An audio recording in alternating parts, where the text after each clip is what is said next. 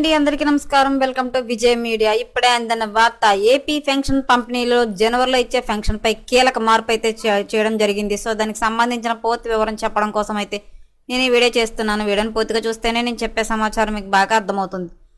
అలాగే వీడియో నచ్చితే కనుక వీడియోకి లైక్ ఇచ్చి నన్ను సపోర్ట్ చేయండి. కొత్తగా ఎవరైనా ఛానల్ చూస్తున్నట్లయితే కనుక తప్పకుండా సబ్స్క్రైబ్ చేసుకోండి. అప్పుడే ప్రభుత్వం నుంచి వచ్చే మరిన్ని లేటెస్ట్ అప్డేట్లన్నీ నోటిఫికేషన్కి అయితే వస్తాయి. అలాగే వీడియోని లైక్ చేయడం వల్ల వీడియో కొంతమందికి రీచ్ అయ్యి ఇన్ఫర్మేషన్ మరి కొంతమందికి అయితే రీచ్ అవుతుంది.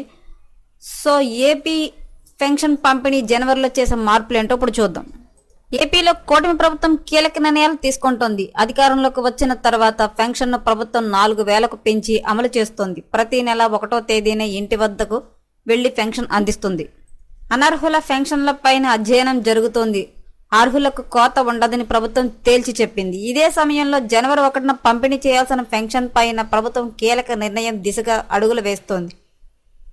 కూటమి ప్రభుత్వం అధికారంలోకి వచ్చిన తర్వాత అన్ని కేటగిరీల పెన్షన్లు పెంచి అమలు చేస్తోంది. గత ప్రభుత్వం ప్రతి నెల 1వ తేదీన వాలంటీర్ల ద్వారా ఇంటింటి పెన్షన్లు పంపిణీ చేసేది. కూటమి ప్రభుత్వం వాలంటీర్ల స్థానంలో సచివాలయ సిబ్బందితోనే ప్రతి ఇంటికి 1వ తేదీనే అందేలా అమలు చేస్తోంది. ప్రతి నెల 1వ తేదీన సీఎం చంద్రబాబు సహా మంత్రులు, ఎమ్మెల్యేలు తమ నియోజకవర్గాలలో పంపిణీకి కార్యక్రమంలో పాల్గొంటున్నారు. 1వ తేదీ సెలవు ఉంటే ముందు రోజే పెన్షన్ పంపిణీ చేసేలా ప్రభుత్వం మార్గదర్శకాలు జారీ చేస్తోంది.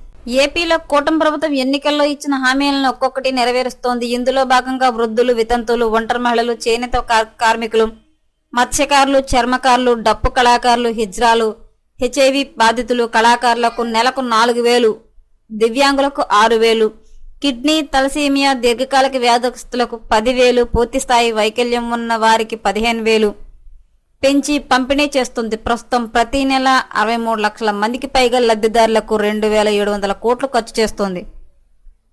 జనవరి 1న పంపిణీ చేయాల్సిన పెన్షన్ను ఈ నెల 31వ తేదీని అందించాలని ప్రభుత్వం భావిస్తోంది. జనవరి 1వ తేదీ ఇచ్చే పెన్షన్ డిసెంబర్ 31కి మార్చి చేసింది.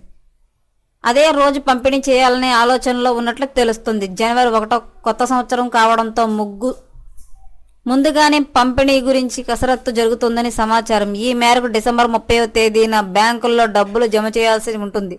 ఈసారి పెన్షన్ల పంపిణీ కార్యక్రమంలో ముఖ్యమంత్రి చంద్రబాబు పల్నాడు జిల్లా నరసాపూర్పేటలో పాల్గొనాలని నిర్ణయించారు.